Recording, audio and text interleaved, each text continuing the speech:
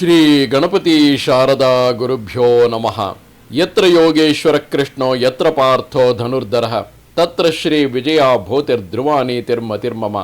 ಶ್ರೋತೃಗಳಿಗೆ ಶ್ರೀ ಅಳಸಿಂಗರಾಚಾರ್ಯ ವಿರಚಿತ ಶ್ರೀ ವ್ಯಾಸ ಮಹರ್ಷಿ ಪ್ರಣೀತ ಶ್ರೀಮನ್ ಮಹಾಭಾರತದ ಅನುಶಾಸನಿಕ ಪರ್ವದಲ್ಲಿ ಸ್ತ್ರೀ ಪ್ರಶಂಸೆ ಎಂಬ 81ನೆಯ ಅಧ್ಯಾಯಕ್ಕೆ ಸ್ವಾಗತ.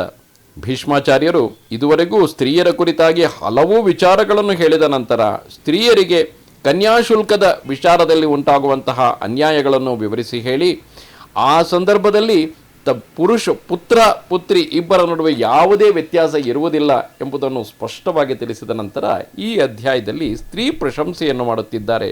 ಭೀಷ್ಮರು ಹೇಳುತ್ತಾರೆ, ಯುಧಿಷ್ಠಿರ, ಸ್ತ್ರೀಯರ ವಿಷಯದಲ್ಲಿ ವಾಲ್ಮೀಕಿಯ ವಚನವೊಂದನ್ನು ಪೂರ್ವಿಕರು ಉದಾಹರಿಸುವರು.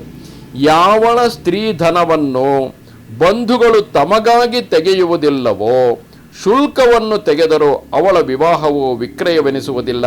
ಅಂದರೆ ಹೆಣ್ಣು ಮಕ್ಕಳನ್ನು ವಿವಾಹ ಮಾಡಿ ಕಳಿಸುವಾಗ ಅವರಿಗೆ ಒಂದಷ್ಟು ಸ್ತ್ರೀ ಧನ ಎಂಬುದನ್ನು ನೀಡಬೇಕು. ಈ ಸ್ತ್ರೀ ಧನವನ್ನು ನೀಡದೆ ಹೋದರೆ ಅವಳ ವಿವಾಹವು, ಆಗ ಶುಲ್ಕವನ್ನು ತೆಗೆದರೂ ಕೂಡ ಅವಳ ವಿವಾಹವು ವಿಕ್ರಯವೆನಿಸುವುದಿಲ್ಲ. ಅಂದರೆ ಒಂದು ವೇಳೆ ಶುಲ್ಕವನ್ನು ಕೊಟ್ಟಿದ್ದೇ ಆದರೆ, ಅಂದರೆ ಗಂಡಿನ ಕಡೆಯವರು ಶುಲ್ಕವನ್ನು ಕೊಟ್ಟಿದ್ದರೆ, ಹೆಣ್ಣಿನ ಕಡೆಯವರು ಅಂದರೆ ಕನ್ಯಾಪಿತೃಗಳು ಆಕೆಗೆ ಸ್ತ್ರೀ ಧನವೊಂದು, ಆ ಹಣವನ್ನು ಒಂದಷ್ಟು ತಮ್ಮ ಆಸ್ತಿಯಲ್ಲಿ ಮೀಸಲಿಟ್ಟಿದ್ದರೆ, ಹಾಗೂ ಕನ್ಯಾ ಶುಲ್ಕವೆಂದು ಯಾವುದನ್ನು ಪಡೆದಿದ್ದರೋ ಅದನ್ನೂ ಕೂಡ ಸ್ತ್ರೀ ಧನವೆಂದು ಆಕೆಗೆ ನೀಡುವುದೇ ಆದರೆ ಆಗ ಅದು ಮಾರಾಟ ಎನಿಸುವುದಿಲ್ಲ. ಅಂದರೆ ಎರಡೂ ಕಡೆಯವರು ಸೇರಿ ಆಕೆಯ ಹೆಸರಿನಲ್ಲಿಯೇ ಆಕೆಗಾಗಿಯೇ ಅದನ್ನು ಸ್ತ್ರೀಧನವೆಂದು ಪ್ರತ್ಯೇಕವಾಗಿ ಇಡುವಂತಹ ಪದ್ಧತಿ. ಅಂದರೆ ಸ್ತ್ರೀಯ ವಿಷಯದಲ್ಲಿ ಗಂಡಿನ ಕಡೆಯವರಾಗಲಿ ಅವರು ಕನ್ಯಾಶುಲ್ಕವನ್ನು ಪಡೆದಿದ್ದರೂ ಅದನ್ನು ತಮ್ಮ ಹಣ ಎಂದು ಉಪಯೋಗಿಸಿಕೊಳ್ಳದೆ ತಮಗಾಗಿ, ಆಕೆಯ ಬಂಧುಗಳು ತಮಗಾಗಿ ಅದನ್ನು ತೆಗೆಯುವುದಿಲ್ಲವೋ ಅದನ್ನು ಆಕೆಗಾಗಿಯೇ ಬಿಟ್ಟು ಬಿಡುತ್ತಾರೋ ಆಗ ಮಾತ್ರವೇ ಅದು ವಿಕ್ರಯ ಎನಿಸುವುದಿಲ್ಲ. ಒಂದು ವೇಳೆ ಕನ್ಯಾಪಿತೃಗಳು ಹಣವನ್ನು ನೀಡಿದ್ದರು, ಅದು ಕೂಡ ಸ್ತ್ರೀಧನವೆಂದು ಭಾವಿಸಲ್ಪಟ್ಟು ಬೇರೆ ಯಾರೂ ಅದಕ್ಕೆ ಕೈ ಹಚ್ಚದೇ ಇದ್ದಾಗ ಆಗ ಮಾತ್ರವೇ ಅಲ್ಲಿ ಯಾವುದೇ ಮಾರಾಟದ ವಿಚಾರ ಬರುವುದಿಲ್ಲ. ಏಕೆಂದರೆ ಆ ಧನವು ಅದು ಕನ್ಯಾಪಿತೃಗಳೇ ಕೊಟ್ಟಿರಲಿ ಅಥವಾ ವರನ ತಂದೆ ತಾಯಿಗಳೇ ಕೊಟ್ಟಿರಲಿ, ಆ ಧನವು ಆ ಕನ್ಯೆಯರಿಗೆ ಮರ್ಯಾದಾರೂಪವಾದುದು ಮತ್ತು ಅವಳ ವಿಷಯದಲ್ಲಿ ದಯಾರೂಪವಾದುದು. ಅಂತಹ ಕನ್ಯಾಧನವನ್ನು ಕೊಡಬೇಕಾದುದು ಅವಶ್ಯವೇ. ವಿವಾಹದ ಸಮಯದಲ್ಲಿ ಕನ್ಯೆಯಾದವಳಿಗೆ ಕನ್ಯಾ ಅಂದರೆ ಆಕೆಯ ಸ್ತ್ರೀಧನವೆಂದು ಆಕೆಗೆ ಹಣವನ್ನು ಕೊಡಬೇಕಾದುದು, ಆಕೆಗೆ ಒಂದಷ್ಟು ಆಗುವಷ್ಟು ಒಂದಷ್ಟು ಧನವನ್ನು ಕೊಡಬೇಕಾದುದು ಅವಶ್ಯವೇ. ಶುಲ್ಕವಾಗಿ ತೆಗೆದ ಸಮಸ್ತ ಧನವನ್ನು ನಿಶ್ಶೇಷವಾಗಿ ಅವಳ ಪೋಷಕರಾಗಲಿ ಒಡಹುಟ್ಟಿದವರಾಗಲಿ ಅವಳಿಗಾಗಿಯೇ ಕೊಟ್ಟು ಬಿಡಬೇಕು. ಒಂದು ವೇಳೆ ಕನ್ಯಾಪಿತೃಗಳು ಸ್ತ್ರೀ ಶುಲ್ಕವನ್ನು ಕನ್ಯಾಶುಲ್ಕವನ್ನು ತೆಗೆದುಕೊಂಡಿದ್ದರು, ಅದನ್ನು ತಾವು ಉಪಯೋಗಿಸಿಕೊಂಡರೆ ಅದು ವಿಕ್ರಯವಾಗುತ್ತದೆ. ಬದಲಿಗೆ ಆ ಹೆಣ್ಣು ಮಗುವಿಗೆ ಕೊಟ್ಟು ಬಿಟ್ಟರೆ ಆಗ ಅದು ವಿಕ್ರಯವೆನಿಸುವುದಿಲ್ಲ. ಅಲ್ಲದೆ ಕನ್ಯೆಯನ್ನು ಅವಳ ತಂದೆ ತಾಯಿ ಸಹೋದರರು ಮಾವಂದಿರು ಮೈದುನರು ಎಲ್ಲರೂ ಗೌರವಿಸಿ ಆದರಿಸುತ್ತಿರಬೇಕು. ಕ್ಷೇಮವನ್ನು ಬಯಸತಕ್ಕವರು, ಎರಡೂ ಕುಟುಂಬದಲ್ಲಿಯೂ ಕ್ಷೇಮವನ್ನು ಬಯಸತಕ್ಕವರು ಅದಕ್ಕೆ ತಪ್ಪಿ ನಡೆಯಬಾರದು. ಕನ್ಯೆಯು ಪತಿಯನ್ನು ಪ್ರೀತಿಸದಿದ್ದರೂ ಮತ್ತು ಅವನನ್ನು ತನ್ನ ಪ್ರೇಮದಿಂದ ಸಂತೋಷಗೊಳಿಸದಿದ್ದರೂ ಅದರಿಂದ ಪುರುಷನಿಗೆ ಉಂಟಾಗುವ ಬೇಸರದಿಂದ ಸಂತಾನವು ವೃದ್ಧಿ ಹೊಂದಲಾರದು. ಅಂದರೆ ಒಂದು ವೇಳೆ ಸ್ತ್ರೀಯಾದವಳು ತನ್ನ ಪತಿಯನ್ನು ಪ್ರೇಮಿಸದಿದ್ದರೂ ಆತನನ್ನು ಗೌರವಿಸದೇ ಹೋದರು, ಅದರಿಂದಾಗಿ ಪುರುಷನಿಗೆ ಬೇಸರ ಉಂಟಾದರೂ ಕೂಡ ಸಂತಾನದ ಮೇಲೆ ಅದರ ಪರಿಣಾಮ ಹೇಗೆ ಇದ್ದೇ ಇರುವುದೋ ಅದೇ ರೀತಿಯಾಗಿ ಒಬ್ಬ ಸ್ತ್ರೀಯನ್ನು ಅಗೌರವದಿಂದ ಕಂಡಾಗಲೂ ಕೂಡ ಸಂತಾನವು ವೃದ್ಧಿ ಹೊಂದಲಾರದು. ಕುಟುಂಬದಲ್ಲಿ ಸ್ತ್ರೀಯರಿಗೆ ಲಾಲನ ಸತ್ಕಾರಗಳಿರಬೇಕು. ಅಂತಹ ಆದರವಿದ್ದ ಮನೆಯಲ್ಲಿ ದೇವತೆಗಳು ಸಂತೋಷದಿಂದ ನೆಲೆಸುವರು. ಯತ್ರ ನಾರ್ಯಾಸ್ತು ಪೂಜ್ಯಂತೆ ರಮಂತೆ ತತ್ರ ದೇವತಃ ಎಂದು ಇದೇ ಸಂದರ್ಭದಲ್ಲಿ ಹೇಳಿರುವುದು. ಸ್ತ್ರೀಯರಿಗೆ ಅನಾದರವಿದ್ದ ಕಡೆಯಲ್ಲಿ ಕರ್ಮಗಳಿಗೆ ತಕ್ಕ ಫಲವೂ ಇಲ್ಲದೆ ಹೋಗುವುದು. ಯಾವ ಮನೆಯಲ್ಲಿ ಹೆಂಗಸರು ತಮಗೆ ಸರಿಯಾದ ಲಾಲನೆ ಇಲ್ಲದೆ ಕಣ್ಣೀರನ್ನು ಬಿಡುವರೋ ಆಗ ಅದು ಗ್ರಹವೆನಿಸುವುದಿಲ್ಲ. ಸ್ತ್ರೀಯರ ಶಾಪಕ್ಕೀಡಾದ ಗ್ರಹವು ಪಿಶಾಚಿಗಳಿಂದ ಪೀಡಿಸಲ್ಪಟ್ಟಂತೆ ಆಗುವುದು. ಆ ಗ್ರಹವು ವೃದ್ಧಿ ಹೊಂದುವುದೂ ಇಲ್ಲ, ಅದಕ್ಕೆ ಶೋಭೆಯೂ ಇಲ್ಲ. ಹಿಂದೆ ಮನುವು ತಾನು ಸ್ವರ್ಗಕ್ಕೆ ಹೋಗುವ ಮೊದಲು ಮನುಷ್ಯರನ್ನು ನೋಡಿ, ಎಲೈ ಮನುಷ್ಯರೇ, ಸ್ತ್ರೀಯರು ಅಬಲರು, ಸುಲಭವಾಗಿ ವಶಪಡತಕ್ಕವರು, ವಶಕ್ಕೊಳಗಾಗತಕ್ಕವರು, ಒಳ್ಳೆಯ ಹೃದಯವುಳ್ಳವರು, ಸತ್ಯವನ್ನು ಸುಳ್ಳಾಗಿಸತಕ್ಕವರು, ಅಸಹನವುಳ್ಳವರು, ಮರ್ಯಾದೆಯನ್ನೇ ಬಯಸತಕ್ಕವರು, ಅವರಲ್ಲಿ ಕೋಪವೂ ಪ್ರೀತಿಯೂ ಸಮವಾಗಿರುವುದು, ಅಷ್ಟು ವಿವೇಚನಾ ಶಕ್ತಿಯುಳ್ಳವರಲ್ಲ.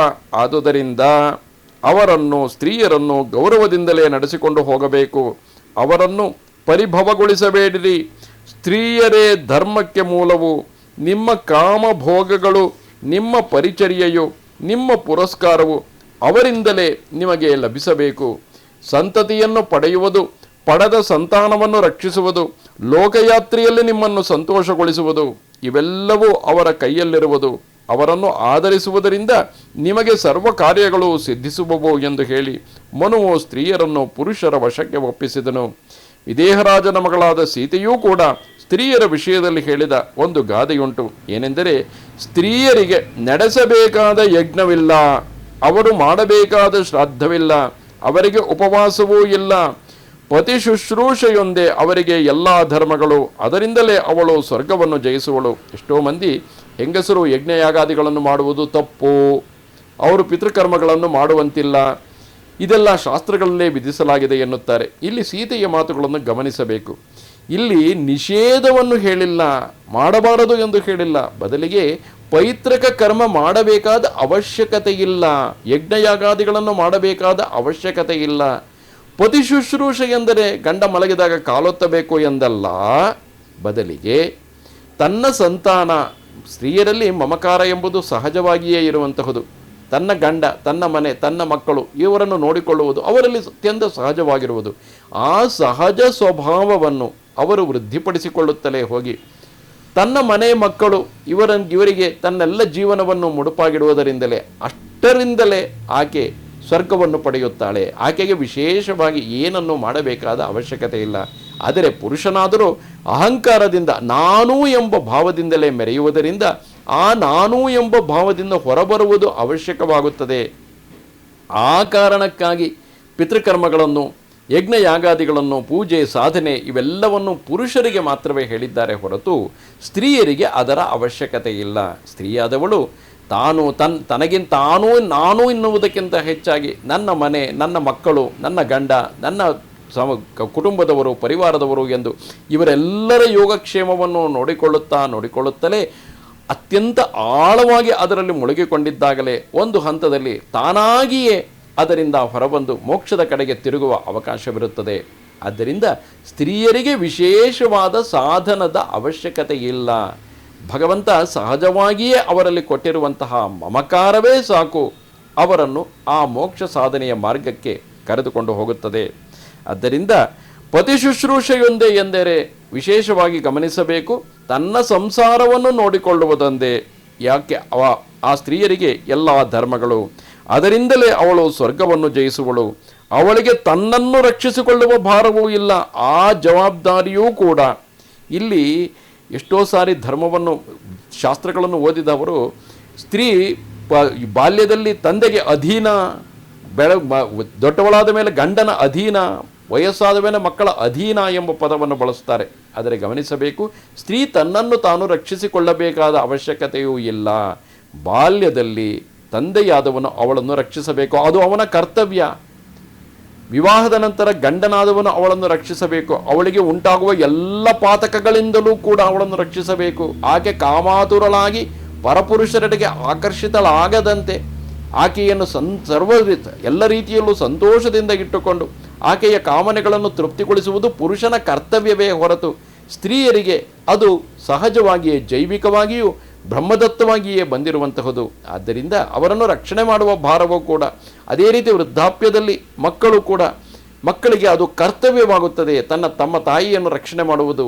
ಆಕೆ ತನ್ನ ಹೊಟ್ಟೆಯಲ್ಲಿ ಜನ್ಮವನ್ನು ನೀಡಿದ್ದಾಳಲ್ಲವೇ, 9 ತಿಂಗಳು ಹೆತ್ತು ಹೊತ್ತು ಸಾಕಿದ್ದಾಳಲ್ಲವೇ, 9 ತಿಂಗಳಷ್ಟೇ ಅಲ್ಲ, ಅಲ್ಲಿಂದ ಹಿಡಿದು ಅವರು ಯೋಗ್ಯ ಪುರುಷರಾಗಿ ತಮ್ಮ ಜೀವನವನ್ನು ಸ್ವಂತವಾಗಿ ನಿಭಾಯಿಸುವವರೆಗೂ ತಾಯಿಯೇ ಜವಾಬ್ದಾರಿ ವಹಿಸಿದ್ದಾಳೆ. ಆದ್ದರಿಂದ ಅವಳನ್ನು ನೋಡಿಕೊಳ್ಳಬೇಕಾದುದು ಅವರ ಕರ್ತವ್ಯವೇ ಆಗಿರುತ್ತದೆಯೇ ಹೊರತು ಸ್ತ್ರೀ ಯಾರಿಗೂ ಪರಾಧೀನಳಲ್ಲ. ತನ್ನನ್ನು ತಾನು ರಕ್ಷಿಸಿಕೊಳ್ಳುವ ಭಾರವೂ ಸ್ತ್ರೀಗೆ ಇಲ್ಲ. ಕೌಮಾರ ದಶೆಯವರೆಗೆ ತಂದೆಯು ರಕ್ಷಿಸುವನು. ಯೌವನ ದಶೆಯಲ್ಲಿ ಗಂಡನು ಪೋಷಿಸುವನು, ರಕ್ಷಿಸುವನು. ವಾರ್ಧಕ್ಯದಲ್ಲಿ ಅವಳು ಮಗನ ಪೋಷಣೆಯಲ್ಲಿ ಇರುವಳು ಅಥವಾ ಮಗನ ರಕ್ಷಣೆಯಲ್ಲಿ ಇರುವಳು. ಗಮನಿಸಿ, ತಾಯಿಯ ತಂದೆಯ ಋಣವನ್ನಾದರೂ ಹೇಗಾದರೂ ತೀರಿಸಿಬಿಡಬಹುದು. ತಂದೆಯು ನಮಗೆ ಈ ಸಮಾಜದಲ್ಲಿ ಒಂದು ಸ್ಥಾನಮಾನವನ್ನು, ವಿದ್ಯಾಭ್ಯಾಸವನ್ನು ಕೊಟ್ಟಿದ್ದ. ಅದೇ ಸ್ಥಾನಮಾನವನ್ನು, ವಿದ್ಯಾಭ್ಯಾಸವನ್ನು ನಮ್ಮ ಮಕ್ಕಳಿಗೆ ಕೊಡುವುದು ಸಾಧ್ಯವಾದಲ್ಲಿ ಆಗ ತಂದೆಯ ಋಣವನ್ನು ತೀರಿಸಿದಂತೆಯೇ ಆಗುತ್ತದೆ. ಇನ್ನು ದೇವ, ಋಷಿ, ಪಿತೃ ಋಣಗಳಿಗೆ ಬೇರೆ ಬೇರೆಯಾದಂತಹ ಮಾರ್ಗಗಳಿವೆ. ಆದರೆ ತಾಯಿಯ ಋಣವನ್ನು ತೀರಿಸಲು ಸಾಧ್ಯವೇ ಇಲ್ಲ. ಅದು ನಮ್ಮ ಹೊಟ್ಟೆಯಲ್ಲಿ ಮತ್ತೊಂದು ಮಗು ಹುಟ್ಟಿ ಅದನ್ನು ಪೋಷಿಸಬೇಕಾದರೆ ಹೆಣ್ಣು ಮಕ್ಕಳೇನಾದರೂ ತೀರಿಸಬಹುದೇನೋ, ತಾವು ಕೂಡ ಮತ್ತೊಂದು ಮಗುವಿಗೆ ಜನ್ಮ ನೀಡುವ ಮೂಲಕ ತಾಯಿ ಋಣವನ್ನು ತೀರಿಸಬಹುದೇನೋ. ಆದರೆ ಗಂಡು ಮಕ್ಕಳಿಗೆ ತಾಯಿಯ ಋಣವನ್ನು ತೀರಿಸುವ ಯಾವ ಮಾರ್ಗವೇ ಇಲ್ಲ.